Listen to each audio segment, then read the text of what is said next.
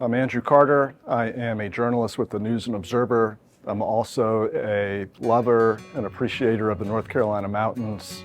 It's my so-called happy place, I guess you could say. I try to go up there, especially every fall, but several times a year for hiking, backpacking, camping, you name it. I just love everything about it. After Helene came through, I wanted to see what had changed, what remained in the North Carolina mountains. I wanted there to be a little bit of distance with it. Was really looking for, different scenes that were representative of what people are going through, the cleanup effort, the community effort, people getting together, people mourning, some people even expressing hope.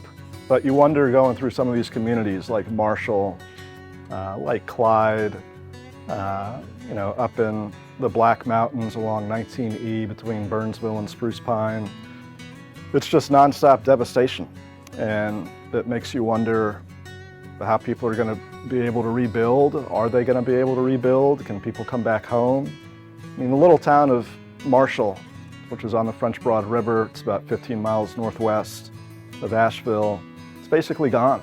The buildings remain, but every business was wiped out, was ruined.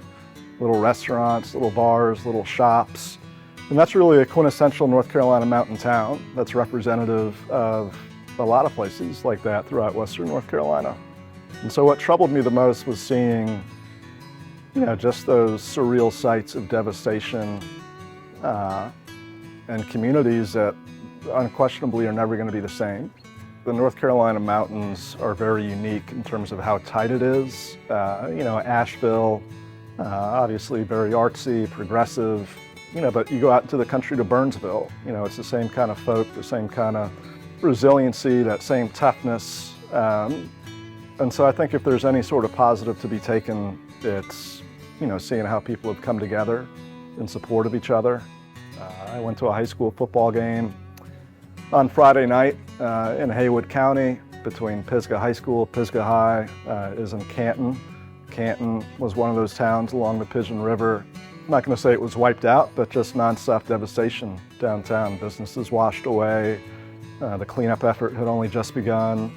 And its football stadium, Pisgah Memorial Stadium, it can fit 10,000 people in that stadium. And they had water up to the crossbars of the goalposts on that field. And they had to move the game to a middle school field. And you had people lining the fence all over. And I've covered a lot of sporting events throughout my time at the NNO, and I've seen a lot of, memorable games and moments, but that's right up there, seeing, these people who have been through a lot, people coming together in support of each other throughout such a wide area all over the North Carolina mountains is certainly something I'm going to remember. There's just something magical about the North Carolina mountains. The nature aspect, which is one of the great draws about the North Carolina mountains and keeps people coming back all the time, year after year. People like myself, getting up early and seeing the fog rise over the hills through the sun rays and the way the light hits it and the fall leaves. There's bound to be hiking trails, beloved